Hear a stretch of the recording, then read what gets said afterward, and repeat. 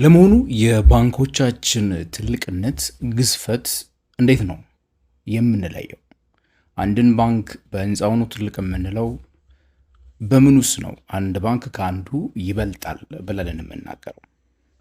እንደ ደንበኛ እኔና እናንተ በሚያገለግሉን ግልጋሎት ላይ ተመስርተን ይሄ ነው አንድን ባንክ በላጭ የሚያስብለው ብለን የእኛን ስሜት እንናገር ይሆናል። ከሰሞኑ ግን ብሔራዊ ባንክ ያወጣው አንድ ሪፖርት ላይ ባንኮችን በተለያየ ከፍሎ 25 ባንኮች እንዴት ችግር ውስጥ እንዳሉ 6-7 ባንኮች ሊተርፉ ይችላሉ ብሎ እንደዚህ አይነት ነገሮችን ሲያስቀምጥ ተመልክታችኋል። በዛ ጉዳይ ላይ በሰራሁት ቪዲዮ ላይ አብዛኛው ሰዎች ደረጃዎቹን ከየት አመጣቸው ምንድነው የምትለው የሚሉ ነገሮችን አስተያየቶችን ተመልክቼ ነበረ።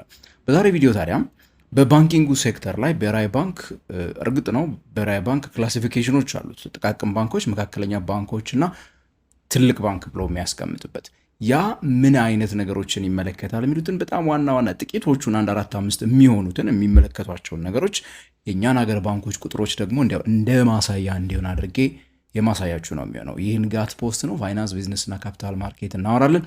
ለቻናሉ አዲስ ከሆናችሁ ሰብስክራይብ በሉ፣ ጆይን በሉ። ከኢትዮጵያ ውጭ ያላችሁ አስተያየትና ጥያቄዎቻችሁን ኮሜንት ሴክሽን ላይ ጻፉልን። በዚሁ ወደ ዛሬ ቪዲዮ የምገባ ነው የሚሆነው።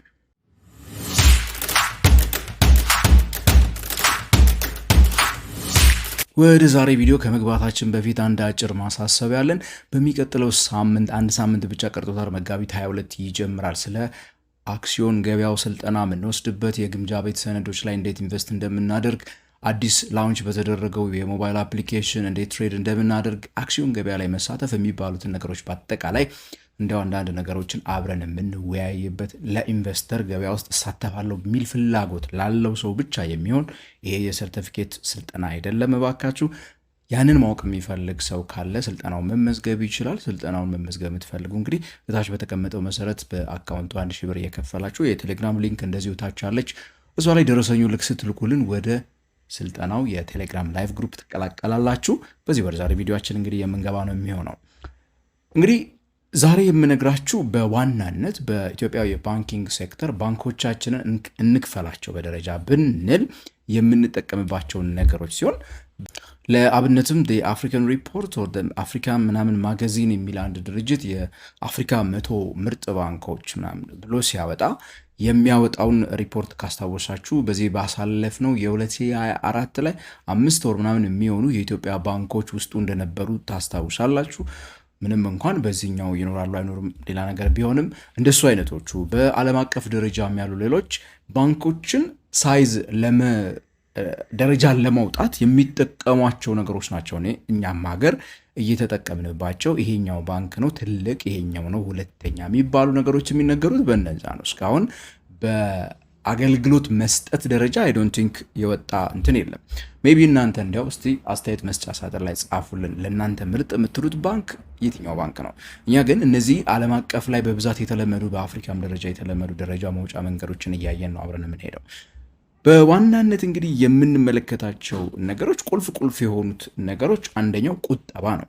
ባንኮች ከደንበኞቻቸው የሚሰበስቡት ቁጠባ ነው። የሚሰበስቡት ቁጠባ ብዙ ነገር ያሳያል።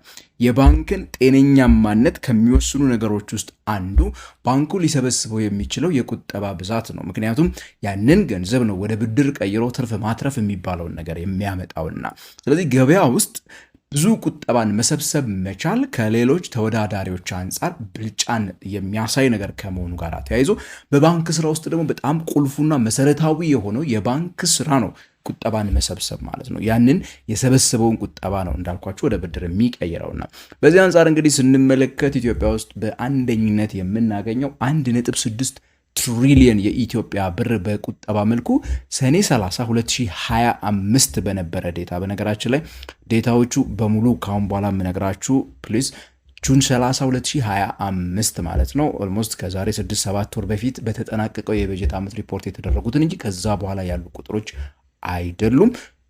ምክንያቱም ጁን መጠበቅ ስላለብን የዓመቱን ሙሉ ዳታ ለማግኘት ቁጥሮች እንደው ትንሽ ሊለያዩ ይችላሉ ከምታውቋቸው ዴታዎች ግን ከነዛ አካባቢ ግን ቁጥሩ ያን ያህል ሲግኒፊካንት የሆነ ለውጥ አታገኙም። እኔ የሰበሰብኩት ዴታ በጣም early ስለሆነ የሰበሰብኩት ለማለት ነው። ከዛ በአንደኝነት የምታገኘው ንግድ ባንክ ነው። በሁለተኝነት የምናገኘው እንግዲህ አዋሽ ባንክ ነው። 331 ቢሊዮን ብር ቁጠባ ሰብስቧል። በሶስተኝነት አቢሲኒያ 242 ቢሊዮን ብር ቆጥቧል። ዳሽን በአራተኝነት 200 ቢሊዮን ብር አካባቢ ሲሰበስብ የኦሮሚያ ህብረት ስራ ባንክ 175 ቢሊዮን ብር በመሰብሰብ እንግዲህ እስከ አራተኛ ያለውን ወይ ደግሞ እስከ አምስተኛ ያለውን ደረጃ ይዘው ታገኛላችሁ ማለት ነው። ስድስተኛ ላይ የምናገኘው እንግዲህ ሲንቄ ባንክ ነው። 102 ቢሊዮን የኢትዮጵያ ብር በቁጠባ መልክ የሰበሰበ ሲሆን ህብረት ባንክ ደግሞ ሰባተኛ 94 ቢሊዮን ብር ሆኗል። በነገራችን ላይ በቀደመው ዓመት ህብረትና ሲንቄ ቦታ እንግዲህ ተቀያይረዋል፣ በዚህ ባሳለፍነው ዓመት ማለት ነው። ሁለተኛው እንግዲህ በልኬት ደረጃ የምንጠቀመው ደግሞ ይሄንን የሰበሰቡትን ገንዘብ ደግሞ ለገበያው የማበደር ብቃት ነው።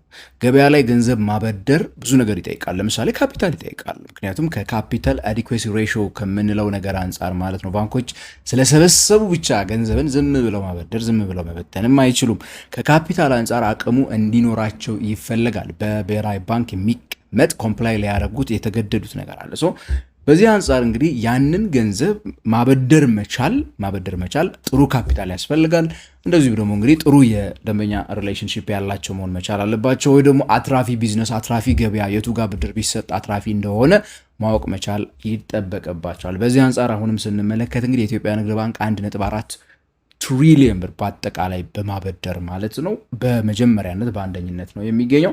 አዋሽ ባንክ 219 ቢሊዮን ብር በማበደር በአመቱ እስከ በሚል ነው። በነገራችን ላይ የምነግራችሁ ቁጥሮች እንግዲህ በዛ በአንድ ዓመት እንትን ያሏቸውን ሳይሆኑ ያው እስከ በሚለው ነገር እንወሰደውና 219 ቢሊዮን ብር ነው ያበደረው።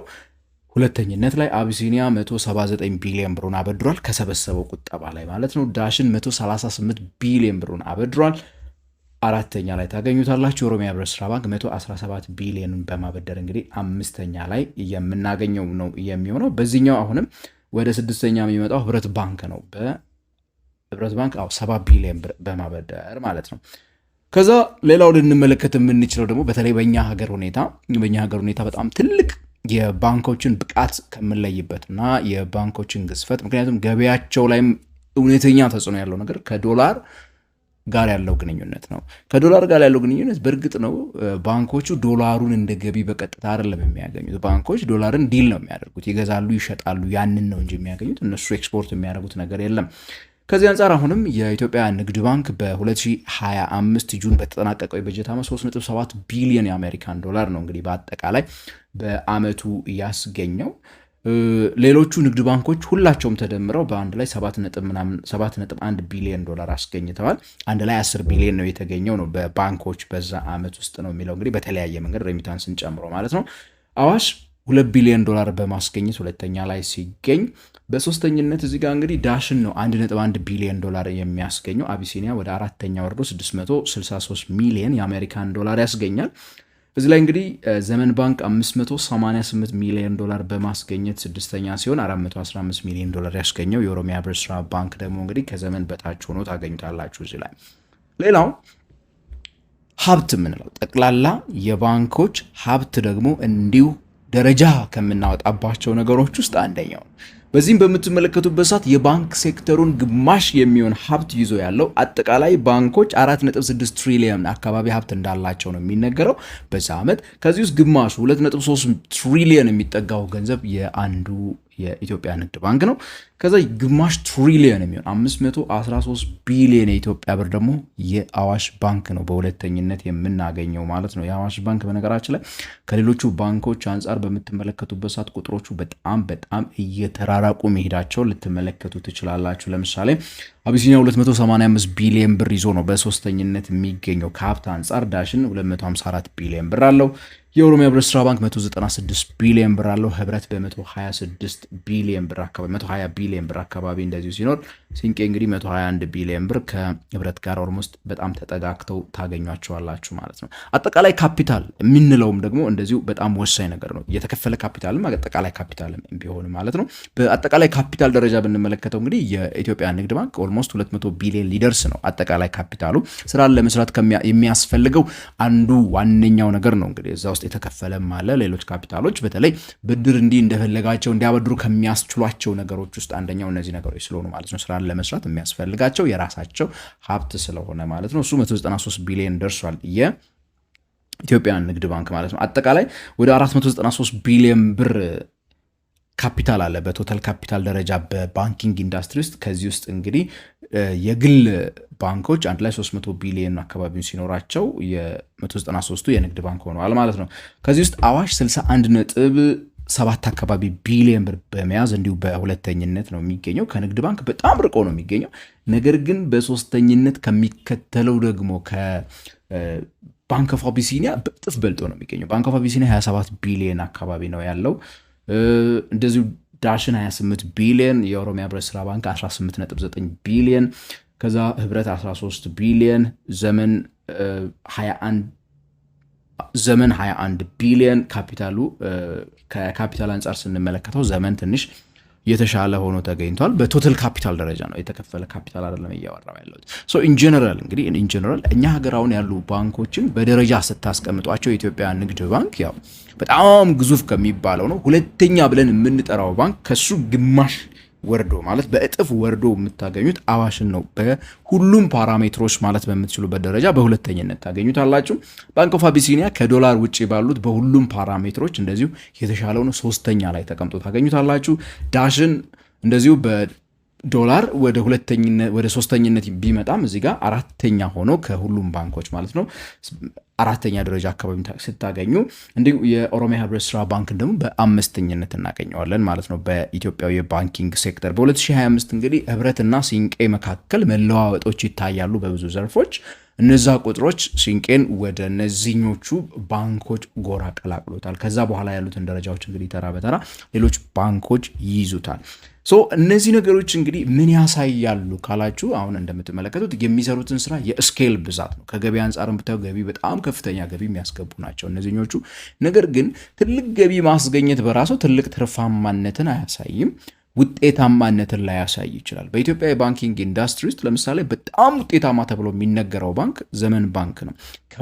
የሚያገኘውን ገቢ በወር የሰበሰባትን ቁጠባ ለምሳሌ በ2025 እንግዲህ ዘመን አጠቃላይ ቁጠባው 64 ቢሊዮን ብር አካባቢ፣ ያበድረው 42 ቢሊዮን አካባቢ፣ 588 ሚሊዮን ዶላር ከእንትን አስገኝቷል። ሀብቱ 88 ቢሊዮን ብር አካባቢ ነበረ።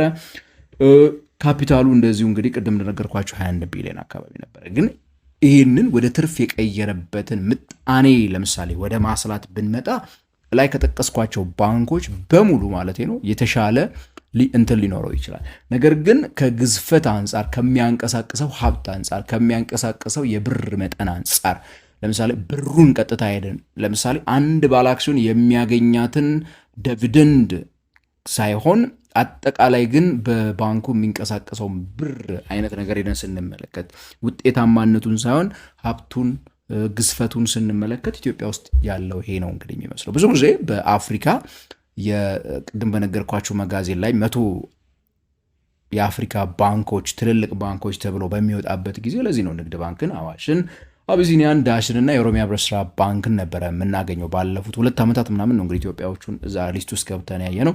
በእርግጠኝነት ያው የብር ዲቫሉዌሽን ከመደረጉ በፊት በወጣው ላይ እነዚህ ሁሉ ገብተው ነበረ። በዘንድሮ ዓመት በ2026ቱ ሊስት ላይ ያው ከኢትዮጵያ ንግድ ባንክ ውጪ አንዳቸውም እንደማይገቡ ግልጽ ነው። ኤኒዌይስ ግን እነዚህ ነገሮች ናቸው ምን ቁጠባ፣ ያንን ወደ ብድር መቀየር፣ ከዶላር የሚያገኙት ገቢ፣ ጠቅላላ ሀብት የምንለው ካፒታላቸው። እነዚህ ነገሮች በዋናነት ባንኮችን ደረጃ ለመስጠት የምንጠቀመው እነዚህ ነው። ብሔራዊ ባንክም እነዚህ ነው የሚጠቀመው። እነዚህ የነገርኳችሁ ቁጥሮች የባንኮቹ ዌብሳይቶች ላይ ሄዳችሁ ከአኑዋል ሪፖርቶቻቸው ላይ መልቀም ትችላላችሁ። ቻናሉን ሰብስክራይብ አድርጉ። ስልጠናውን ቶሎ ብላችሁ ተመዝገቡ። በቅርቡ ቀጣይ ሳምንት መጋቢት 22 ይጀምራል ስልጠናችን ምሽት ላይ ተመዝገቡ እያልኩኝ እስከ ቀጣይ ሌላ የፋይናንስ ፕሮግራም ድረስ ታዲያ ከንጋት ፖስት የምሰናበታችሁ እኔ ገሜራ ነኝ።